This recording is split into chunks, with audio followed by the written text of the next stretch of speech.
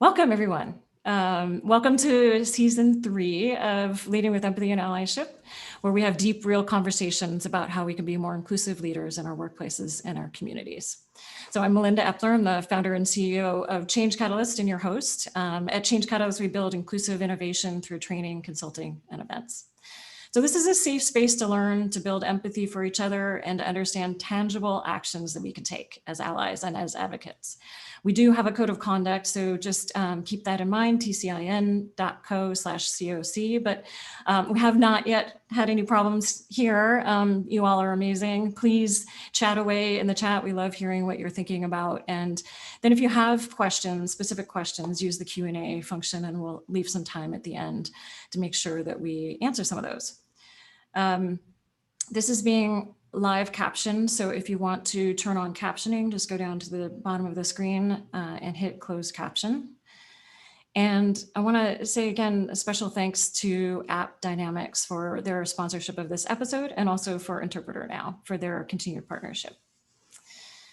Okay, so today we're talking about what allies can do during Black History Month. And I wanted to make sure that we went beyond performative to real allyship. What do allies really do right now? And I know a lot of people are wondering, and we have a lot of folks on the call here. So I brought some friends with me to talk about that. So we have Rachel Williams, Head of Equity, Inclusion, and Diversity at X, the Moonshot Factory.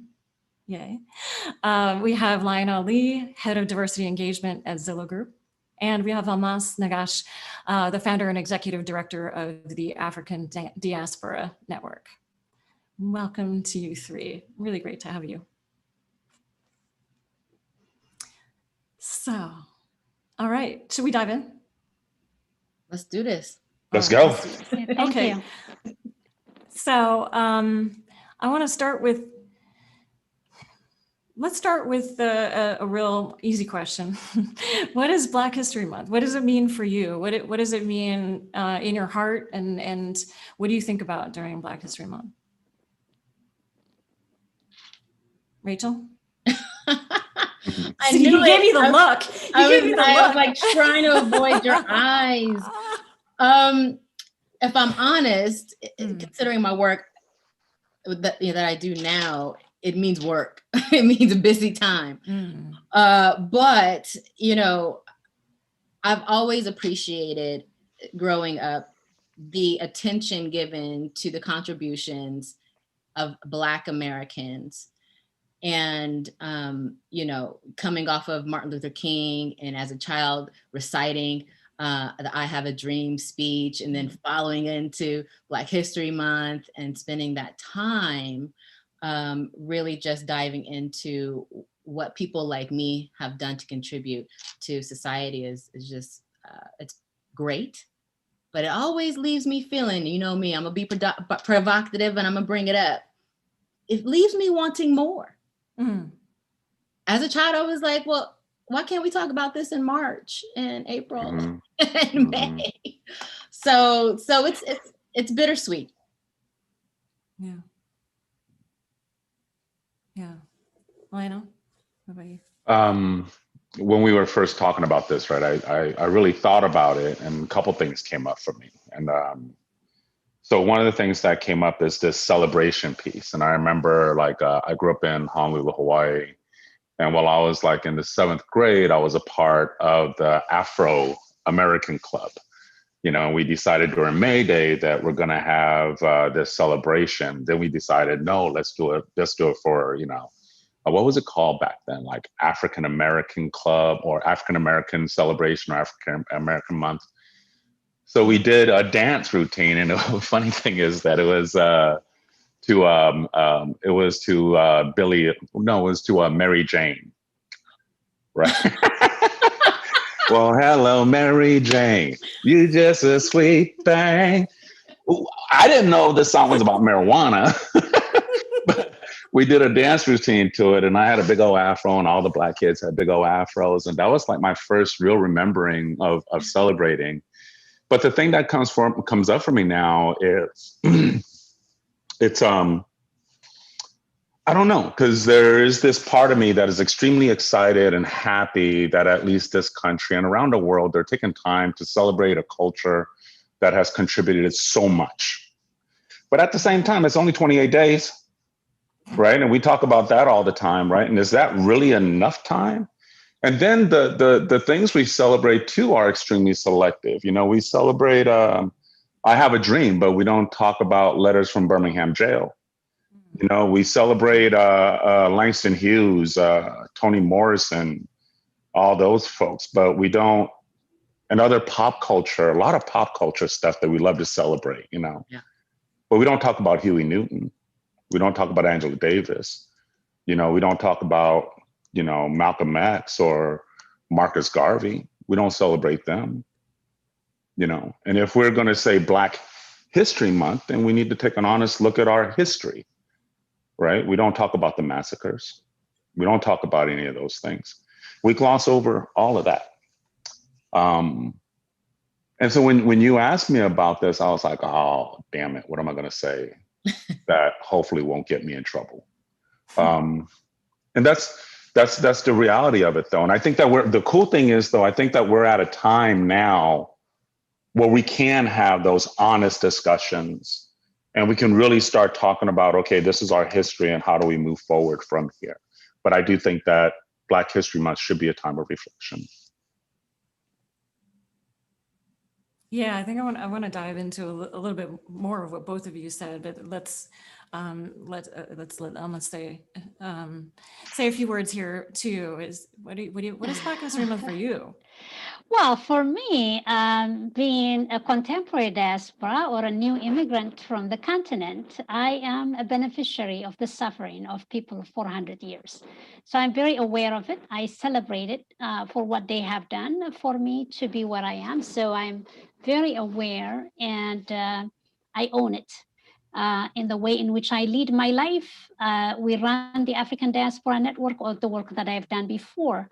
But I think I'm like Rachel. So what? Now what's more? You know, what I want more of that. I want really what Lionel was talking about. Is it just once a month, 28, 29 days at, you know, given any time? February goes sometimes leap year. No, I don't think so. I think it should be every day.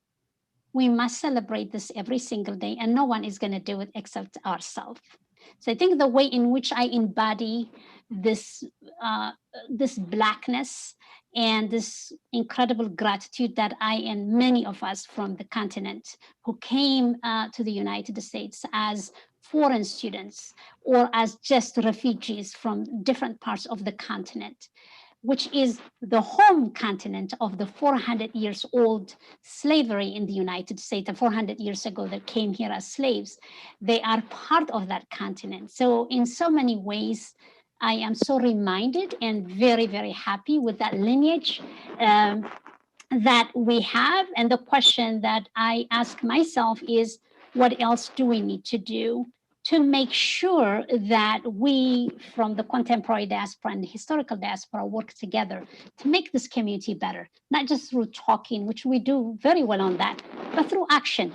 And I love to talk about this action because this is what this discussion is about. And I look forward to conversing. But I really think that I don't celebrate Blackness only once a month. I do it every single day and I love it.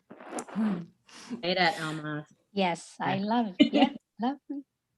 Yeah, we're beautiful. So why not celebrate the Blackness every single day? Awesome. So one of the things I believe about allyship is that one of the first steps, but we can't get stuck there, is learning and unlearning and relearning about our history. And I do think that this month is a time for us to go beyond, like what you said, Lionel, to go beyond what we normally talk about and what we normally learn about, which is the same stuff over and over again. And a lot of it is, I have a dream, and I think that is important. And also there's a rich history that goes deeper, further. So maybe, Lionel, can you talk a little bit about what you would want people to learn more about? What do you want people to focus on?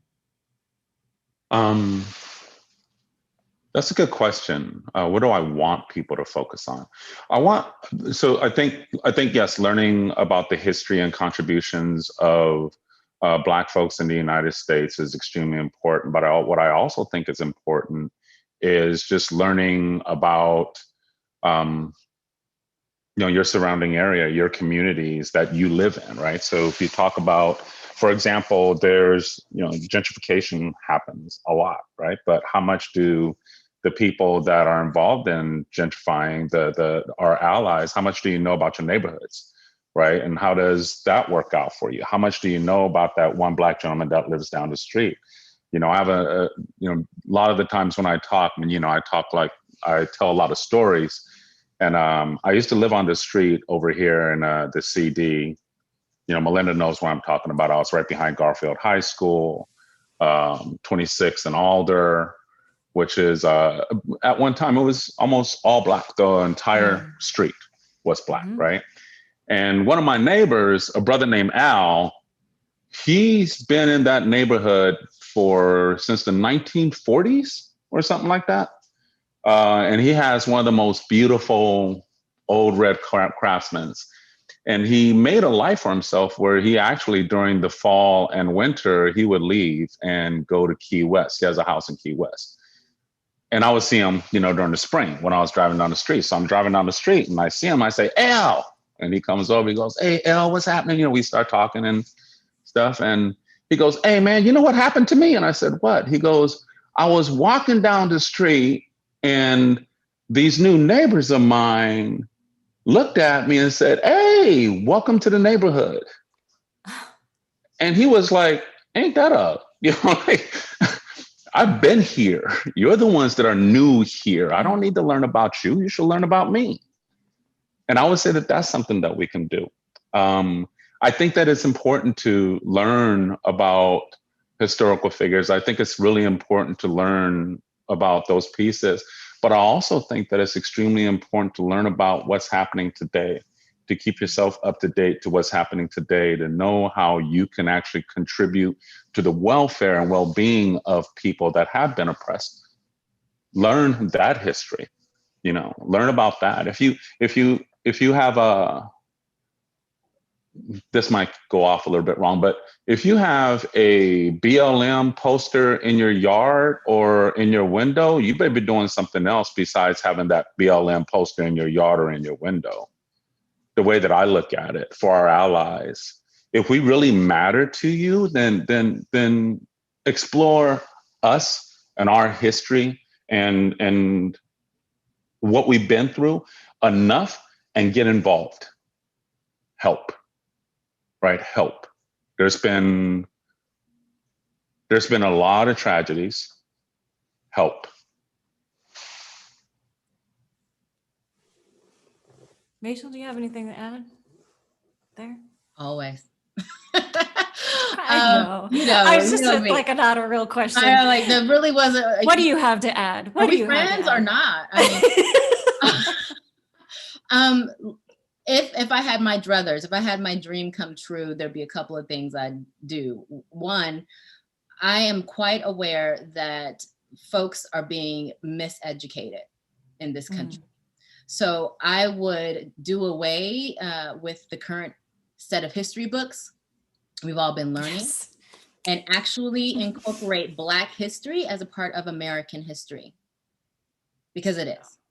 So to me, that acknowledgement would go a long way in actually helping with some of our equity, inclusion, and diversity strategies, or the things and ills that we're seeing inside of our companies or out in the world, because you would have grown up knowing that we are, in fact, builders and the foundation of this country.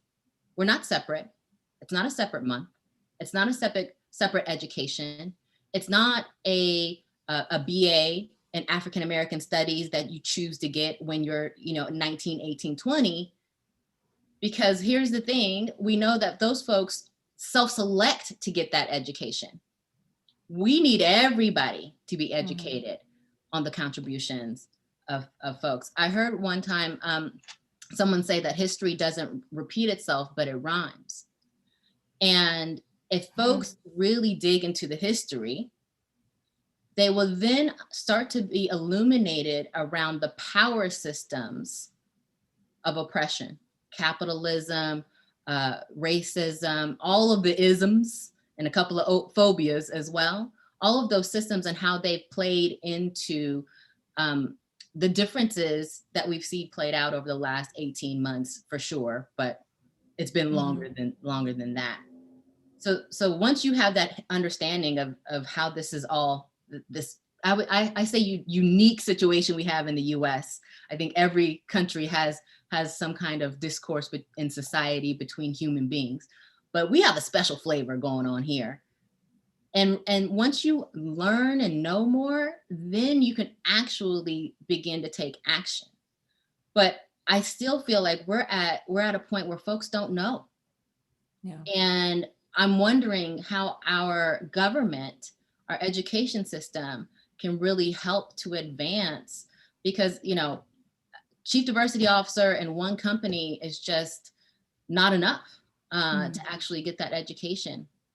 And so we would actually, by changing how we educate, grow up allies, grow up advocates, to a point where we won't even have to call them that, or we won't even have to call it out. Sorry, I want this show to go on, but I want this show to go away. No, I wanted to. Yes, could we please work ourselves out of jobs? Yes, yeah. Right. Yeah. So that's my dream. I also feel like there's an iteration in the interim on Black History Month.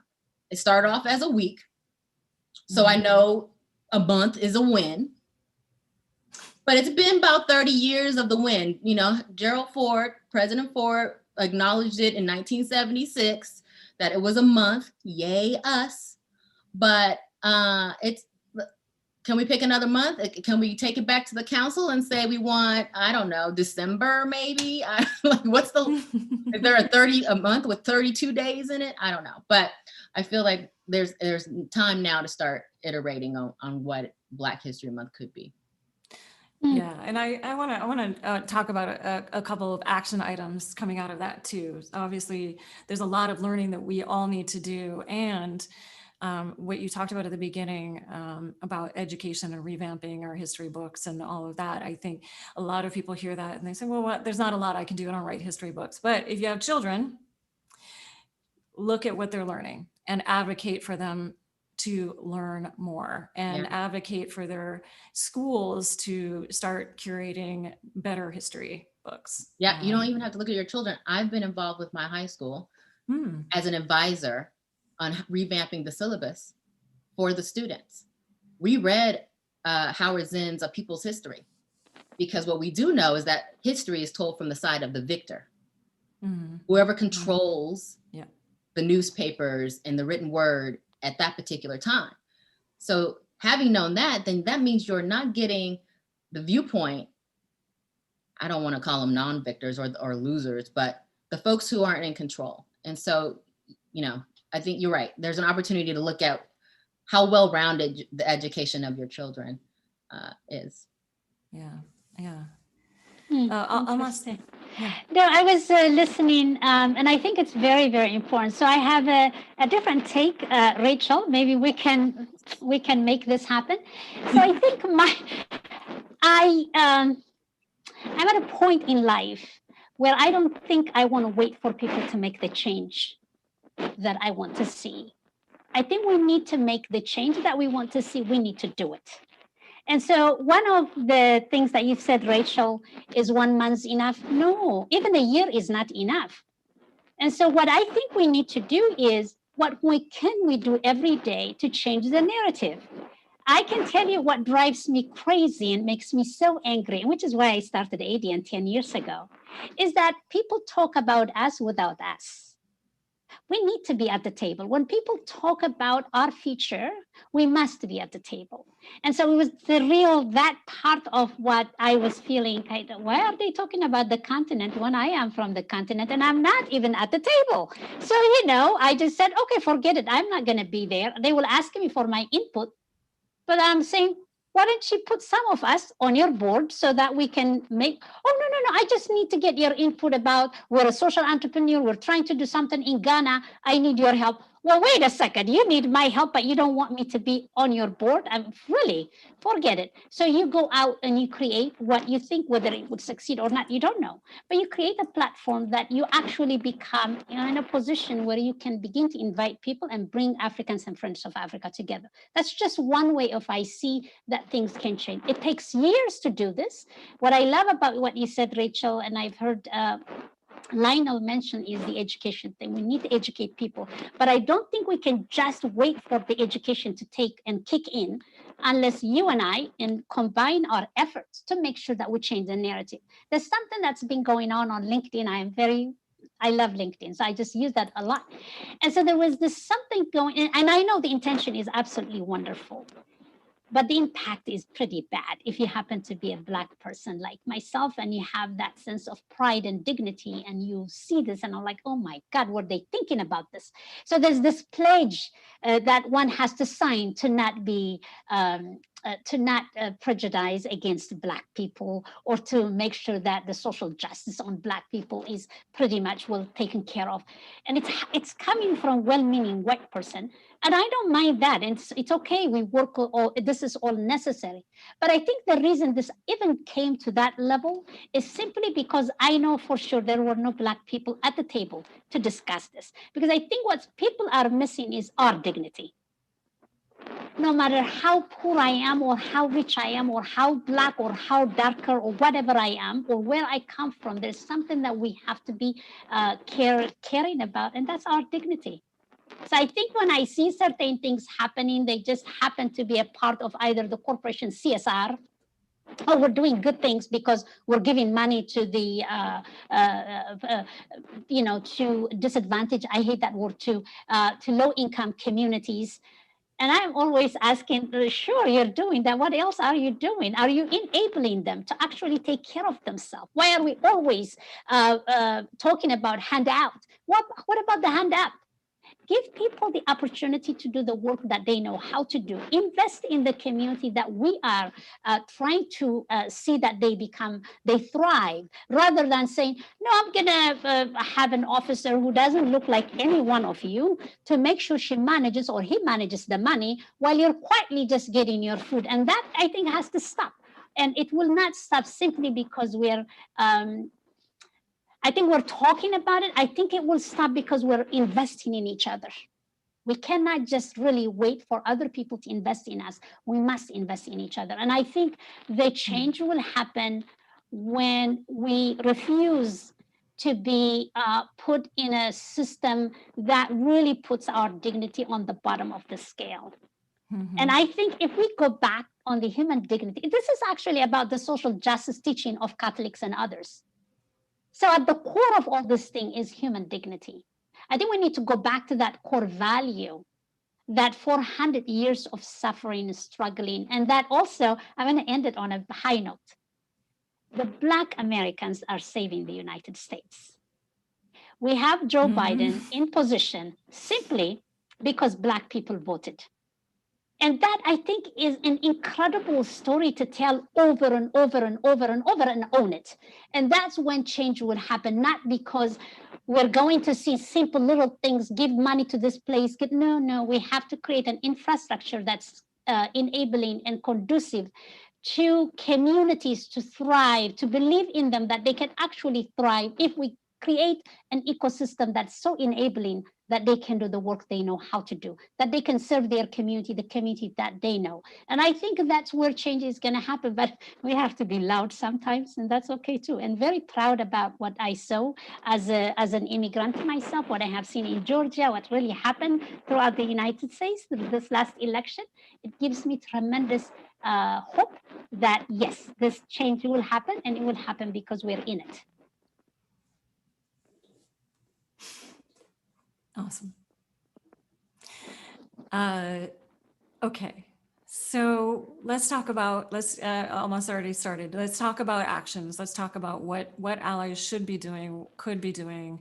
Investing, I heard, obviously lots of learning and understanding and meeting and being within your communities, really. deeply being in your communities and understanding people and learning history. What else? What else? I want to talk about both inside the workplace and outside of the workplace. I suspect that Rachel and Lionel, you two in particular, get a lot of people that come up to you in your workplace and say, "What should I be doing during Black History Month?" What would you want from your colleagues? Let's start there. Well, I don't want to minimize the effort that needs to be put behind the learning and the education of the history, because it's vast. Mm-hmm. It's a lot.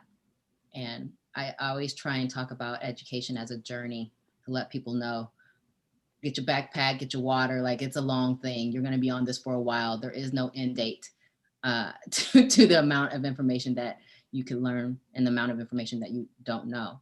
So that is not a small thing. And I think, you know, I dedicate myself every day to learning about my craft.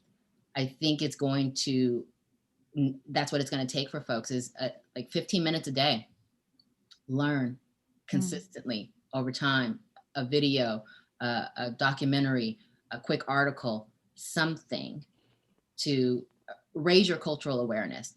We're talking about Black history right now, but there's so many other groups that you probably don't know about and need to know about who contributed to America, the building and the fabric of this country. So the commitment to that is a big one. So please do that first.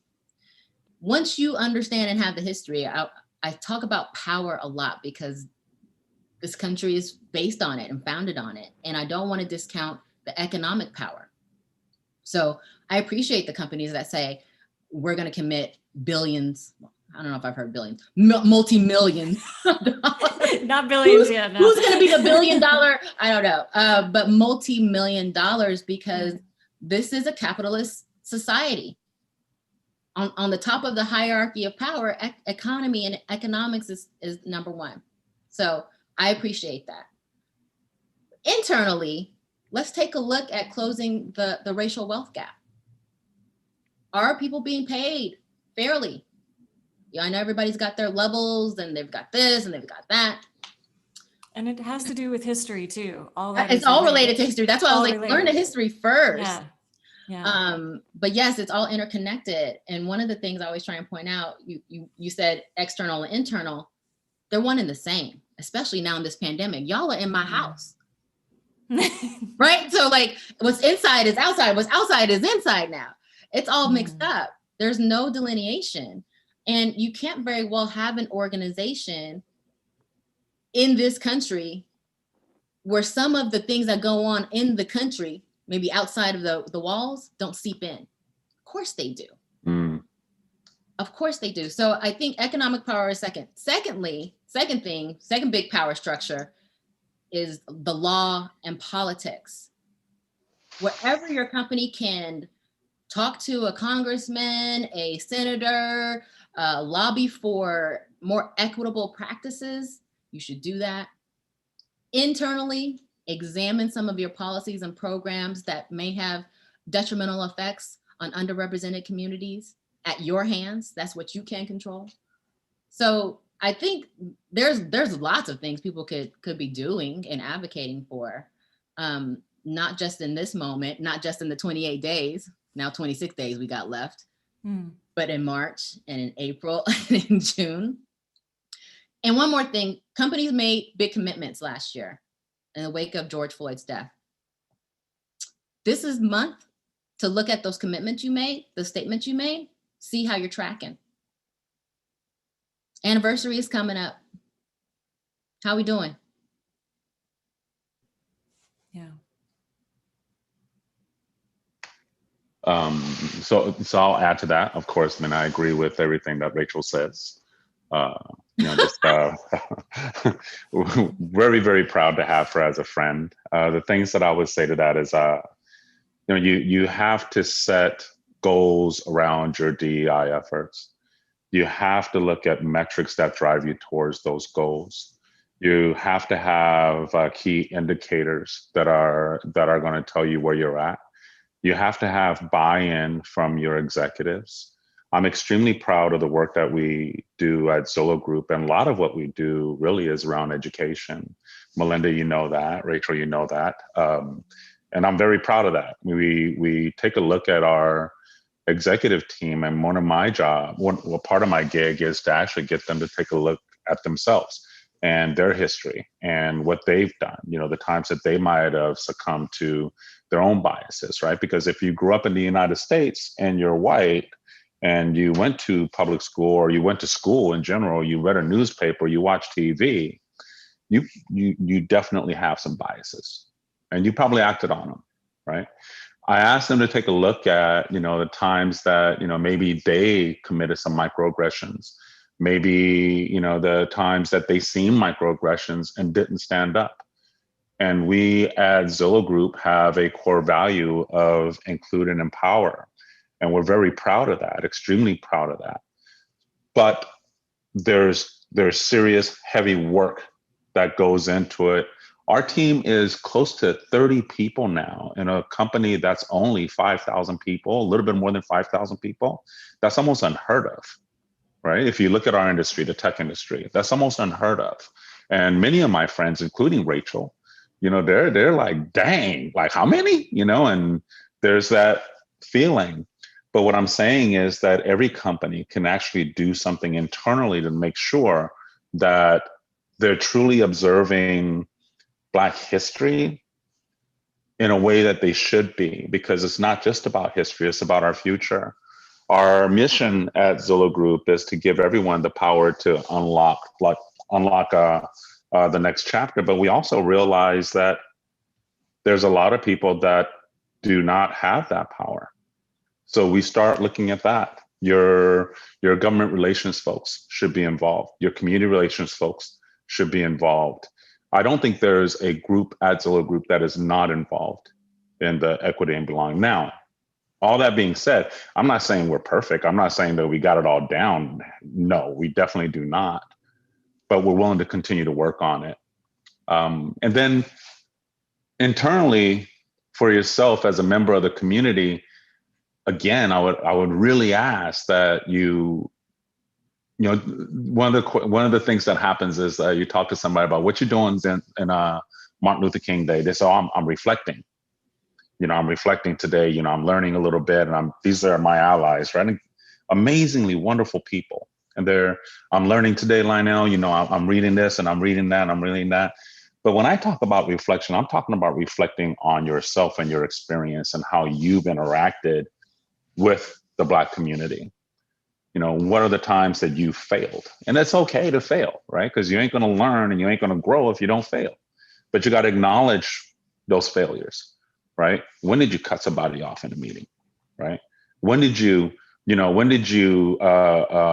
forget to invite certain folks to the meeting that should have been there, right?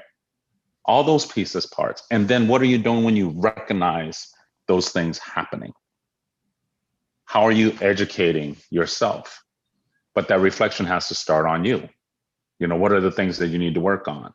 And again, don't go to the easy ones, right? The I have a dream speech, that's great.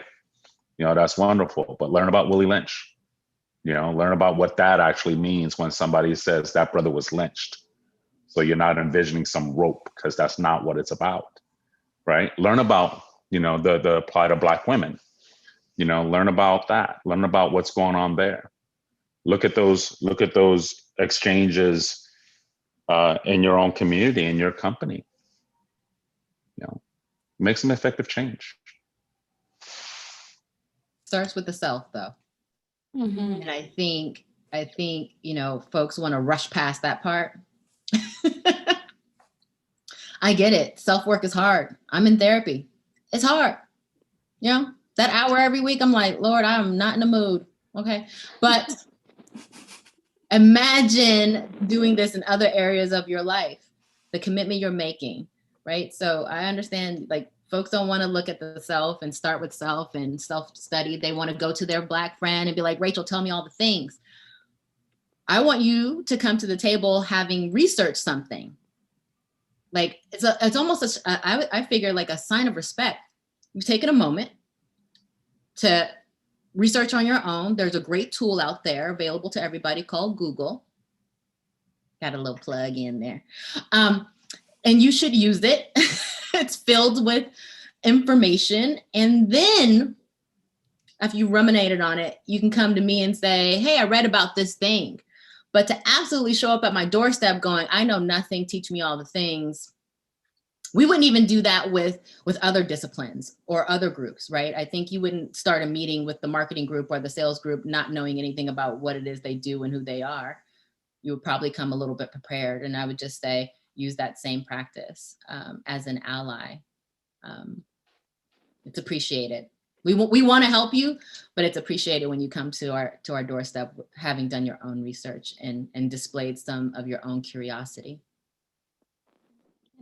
I'm going to jump to questions in a minute. So if you have questions, use the Q&A function below. But I want to, Almaz, you're doing a lot of work now in investing, and I do think that is a key piece of all of this is, wealth generation and changing that wealth gap that has that we created intergenerationally over time, with everything from enslavement to segregation, redlining, all of those things that have kept people from wealth. And it continues on in the investment community, no question, in my mind, with meritocracy and kind of thinking that meritocracy myth and kind of seeing one type of person that we're investing in. And maybe you could talk a little bit about what the investment community needs to be thinking about right now. Well, I am very delighted we're doing this now at the beginning of the month. I think it's wonderful because we have a lot to kick the whole month. I mean, it's not that bad. So thank you, Melinda. Here is what we're doing.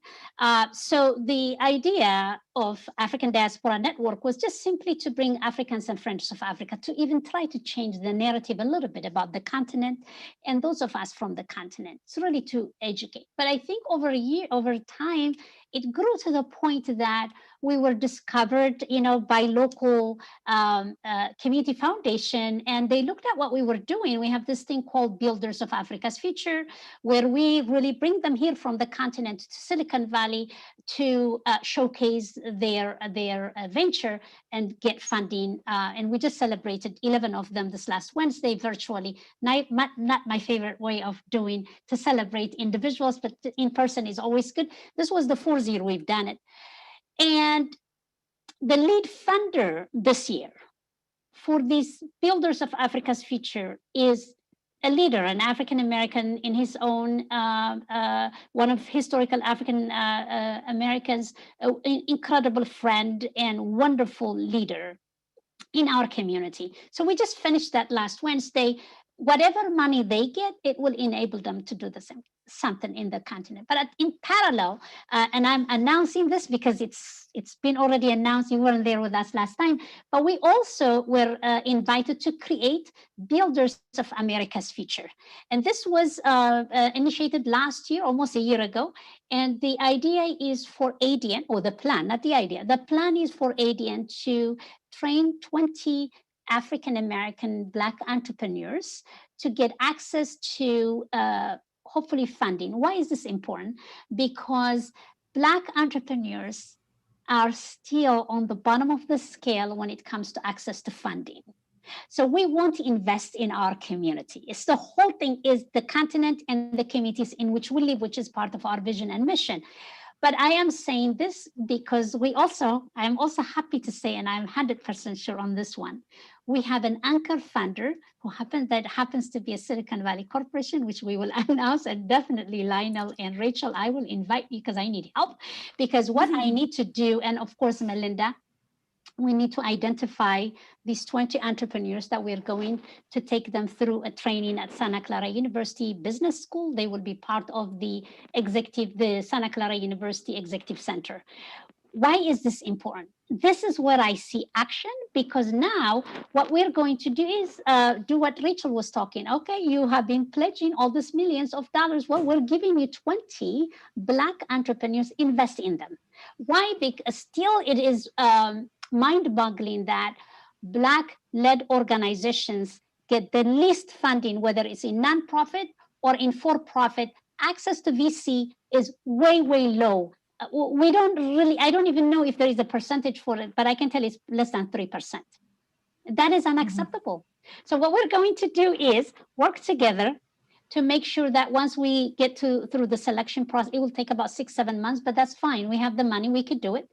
We will be able to then do what we need all of us to do, advocate for these entrepreneurs, that we get them through training to get access to funding.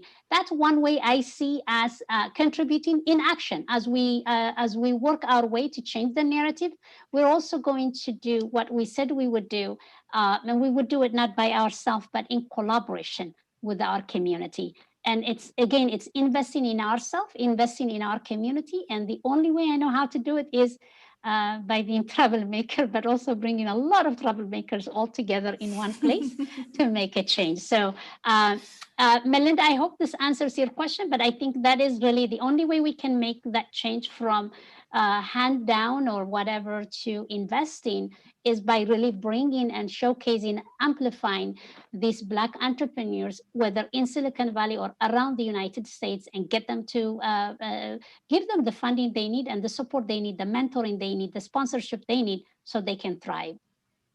Awesome. Awesome. Yeah. And I think in there is a couple of things. One is investing.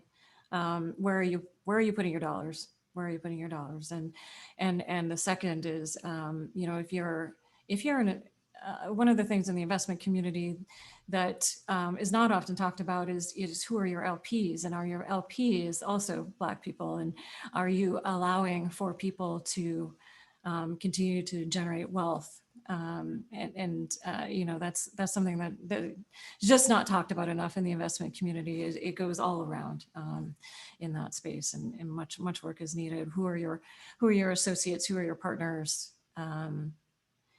Who's getting that wealth that you're generating? I'm going to jump to a couple questions. If anybody has other questions, put them in the Q&A. So Sajida, is that how you pronounce your name? Let me know if I did it wrong. They say, hi, Lionel, is there a tangible, practical example of how someone can help and be active in the community? I think the first is there's numerous outlets within your community, probably within Black communities that are close to you, that you can easily get involved in. I think volunteering at the very grassroots level is extremely important. Getting involved with kids, but not from like the white savior mentality, but from the mentality of, this is something I really want to learn about. These are folks that I want to know more about, and I want to contribute to my community. I think that's important. There's community centers everywhere that you could work with, and that's some of the things that I did. When I first, one of the things that I did was open up a Taekwondo school that worked with kids that were from the Black and brown communities, and that's what it was specific for. I think that's tangible. I think that's easy. Educating yourself, obviously, is a big one. But I would say, really like Zen, I would say read Zen history. I would say that. I'd say there's plenty of other books too that you can read. But learn about the history and then help figure out the lowest hanging fruit for you to be able to help. And if you're in a company that does not have a DEI resolution, then you should start working on that. If you're in a company that doesn't have employee resource groups, then that's something that you should start working on. And then again, learn what microaggressions are. Melinda has a great TED Talk on that. So, watch that. And point them out. Make sure that you're on the right side. I think that's tangible. We have a question from Tim. It's not a small question. Rachel, I'm going to point it to you. What role do you see white business leaders play in internal DEI discussions to steward real change? Because I know you're working on that.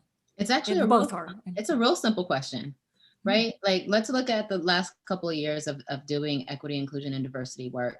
We focus mainly on psychological safety and empowerment of the underrepresented groups. Okay, great, check, did that. Everybody's employee resource groups are rocking and rolling. I'm sure they're showing out for Black History Month right now. Great. Unfortunately, what we did was we left out about 60% of our opportunity when we built these strategies, only focusing on the underrepresented. I don't know, I tell this all the time, I don't know anybody who will build a strategy that leaves out 60% of your market share. And 60% of our market share are white people in our companies. So your strategy needs to include them and needs to pull them in. They have a role to play. We are still in a country where there is imbalance if we haven't been paying attention over the last 18 months in particular. And many have wanted to know, especially after George Floyd, what their role is. Mm-hmm. Give them jobs, put them to work. They still have power and privilege and position to lend on behalf of moving this work forward. Can't do it without them. Absolutely cannot. So get about the business of being very directive of what it is that you need from this group beyond education. Education is first, education is ongoing, so it should be done in tandem with the other things you're going to ask them to do. Mm-hmm. Lionel, I love your suggestion of the volunteering. I always say proximity breeds empathy. Yeah. And part of the reason why we don't understand one another in this country is because of zoning laws and different things. You know about that. I'm sure yes. You all are looking at that over at Zillow, how communities are made and how they have been made. And they were made to separate us. And so we don't live around one another. We don't mix it up. And the only time we mix it up is at work. So most of us are in shock. Most of us are fumbling and learning and all of that at work. First time I've ever been around this kind of person or that kind of person. So I think volunteering really gives you an opportunity to just be around people. I'm on the board of Creativity Explored, which is an artist group for folks who are neurodiverse. I don't know very much about that community at all. I am learning so much just by being in their presence. They have dance parties every Tuesday. Literally, they play music and everybody in the community is dancing and doing their thing. And it is just a wonderful time and gives me an opportunity to be around them. And it is absolutely breeding empathy in me to want to ensure that my strategy includes folks who are disabled. So I would say the volunteer time is also a learning opportunity. It's also good fun. So you should probably engage in that further, but absolutely, when you're thinking about your strategy, it should be inclusive. That's in our title, that's what we're about. And I consider myself to be an inclusion purist, which means, I'm going to pull Nancy Reagan, leave no one behind. Leave nobody behind in the work that you're trying to do. So everybody has a role to play, and it's just going to move things further, faster. Awesome. Awesome. Lionel, did you have anything to add to that? No.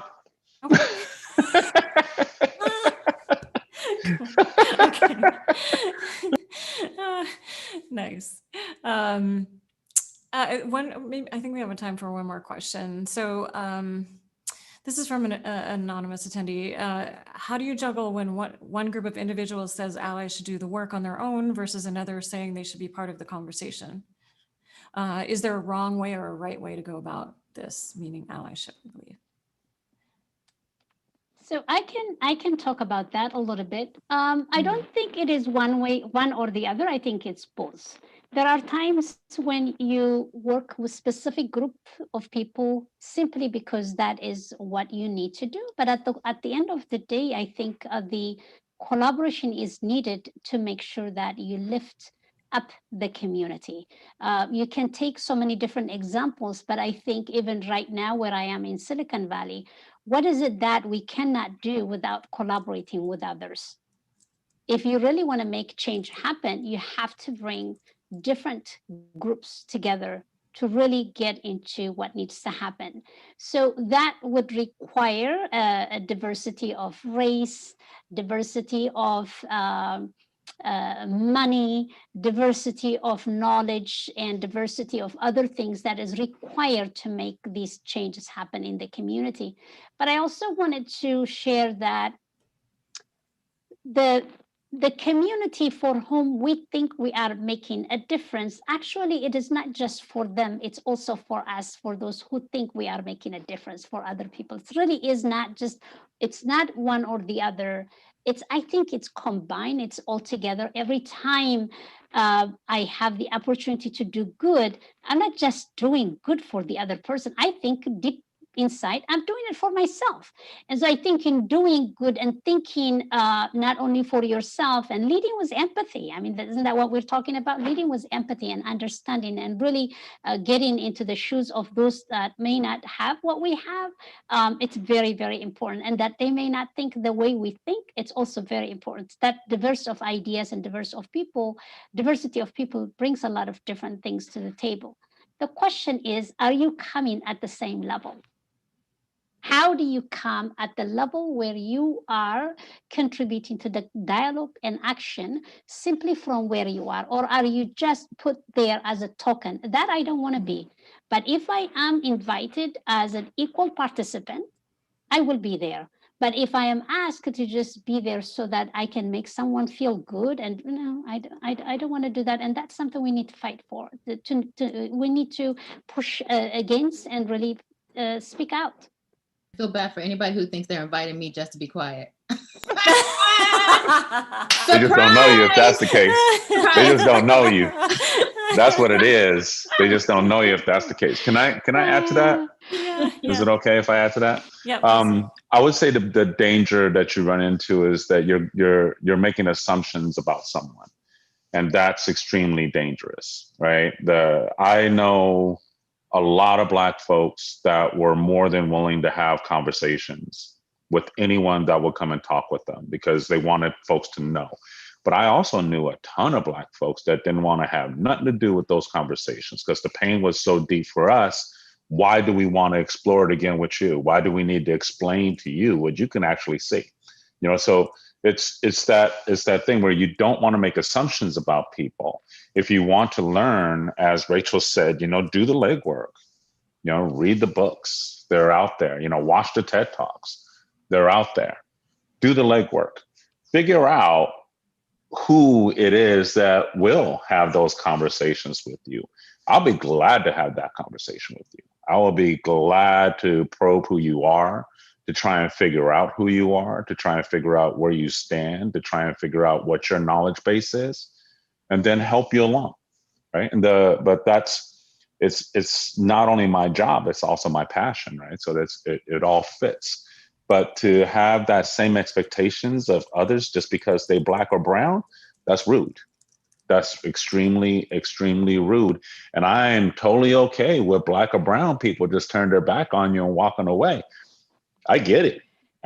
This is too painful, for a lot of us, right? It's just way too painful for a lot of us, so don't make those assumptions.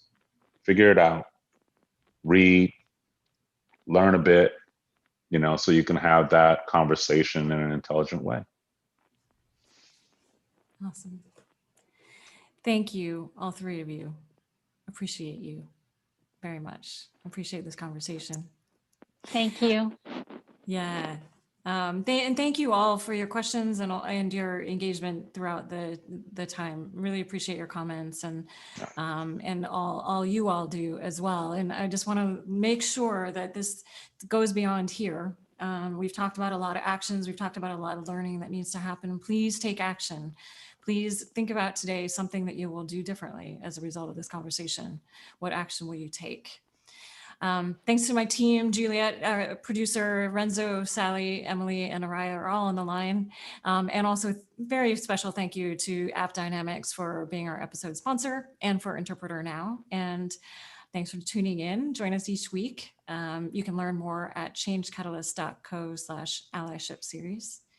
And have a great week, everyone. See you next week. You too. Bye-bye. Miss y'all. Hope to see you soon. Thank you, Rachel. Bye. Thank you, Lionel. Good to meet you. Thank you. Bye-bye. Bye.